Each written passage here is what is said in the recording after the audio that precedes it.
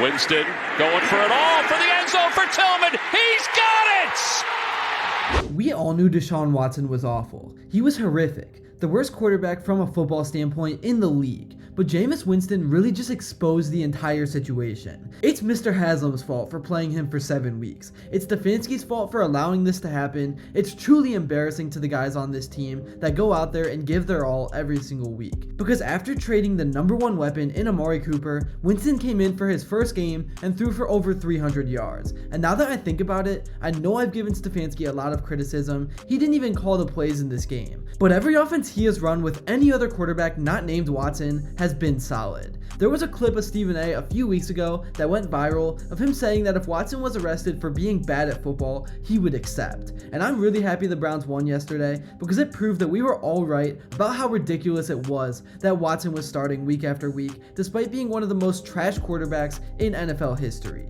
And now all of a sudden, Haslam has screwed this franchise even more once again. Because this season is still over. The Browns are 2-6. They can't really afford one more loss, and Winston is not going to go 10-0 or 9-1. So now the Browns are going to win too many games to have a lottery pick, but they are not going to be good enough to be a playoff team. But at the end of the day, I honestly just want to see wins. This team isn't going to win a Super Bowl under Haslam's ownership anyways, so I just want to watch some fun football. So I say just roll Winston out there and win some football games. It will be good for the morale of the team at the very least. And with how the Browns have drafted historically, I don't know if we should even want them to draft top 5. But anyways, all that's besides the point. Jameis Winston came in and took full advantage of his opportunity. He did make some mistakes that should have come back to bite him. The Ravens had some insanely bad dropped interceptions, but Jameis really did a good job of having a short memory and bounced back every time. And that is what he's done pretty much all his career. This may sound wrong, but he has the football version of dementia. He will make one of the most atrocious plays you'll ever see, then 30 seconds later, he will look like prime Tom Brady.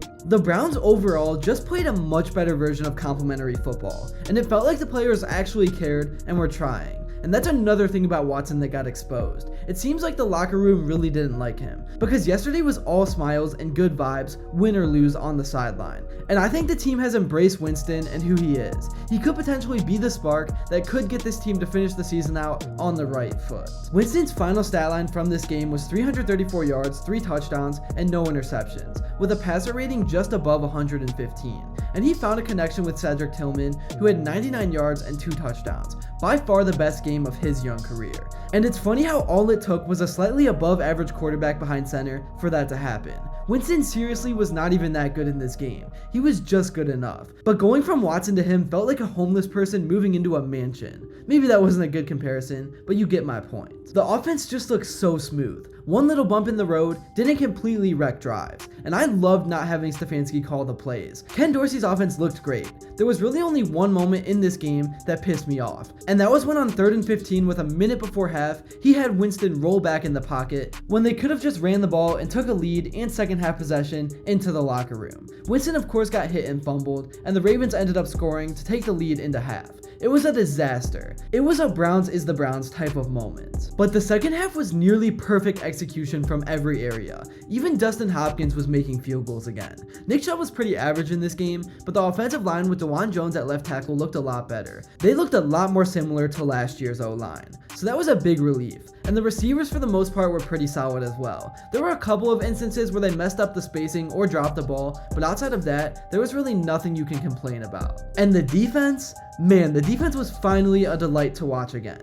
I don't know what it is, but historically the Browns have been so good at stopping Derrick Henry. He had a few big runs, but besides that, the Browns really swarmed him at the line of scrimmage. And dealing with both him and Lamar Jackson in the backfield really can be an impossible feat. I mean, we've seen so many teams get exposed over the last few weeks, but the defensive line was so locked in, and even while losing JOK halfway through the game, the Browns still limited the big plays thanks to good coverage and also a few missed throws from Jackson and drops by the receivers. One person that made a few big plays that really never gets talked about when it comes to the Browns defense is Juan Thornhill. In fact, I often see people hating on him, but it's important to credit people when they have good games. And I saw him a part of quite a few big plays in this one, and he even avoided a Derrick Henry stiff arm.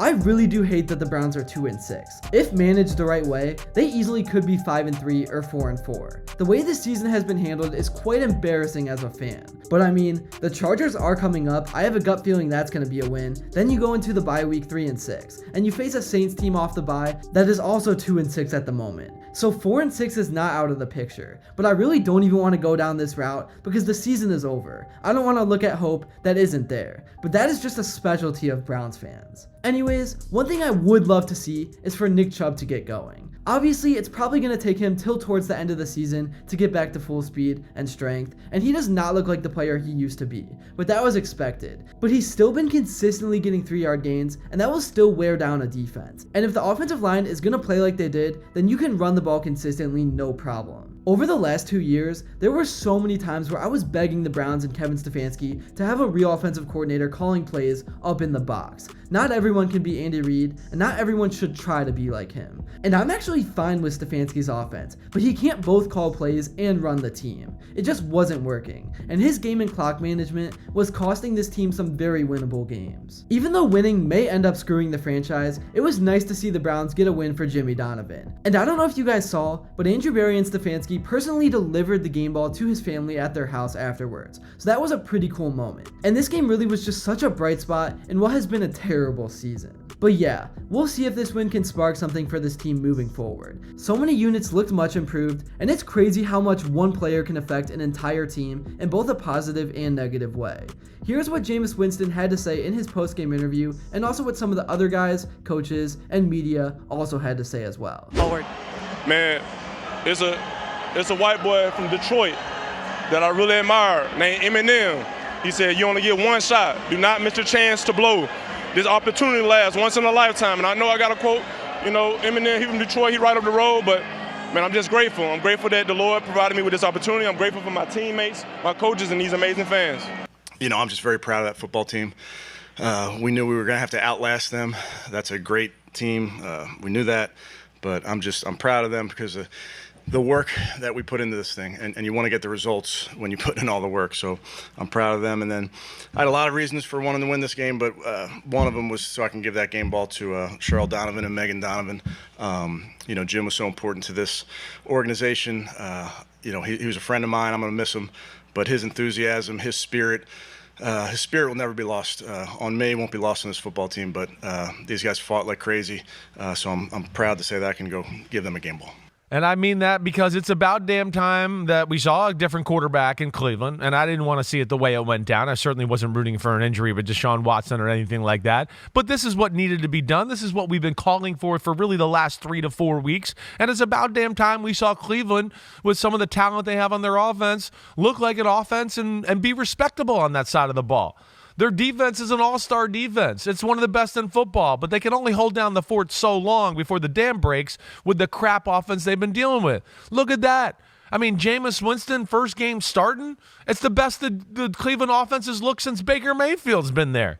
That's really all I got for this video. Thank you all so much if you made it to this point, and if you enjoyed it and haven't yet, please be sure to drop a like and subscribe, because your support truly does mean the world. And also, let me know what you would like to see next, and until then, I will see you all later.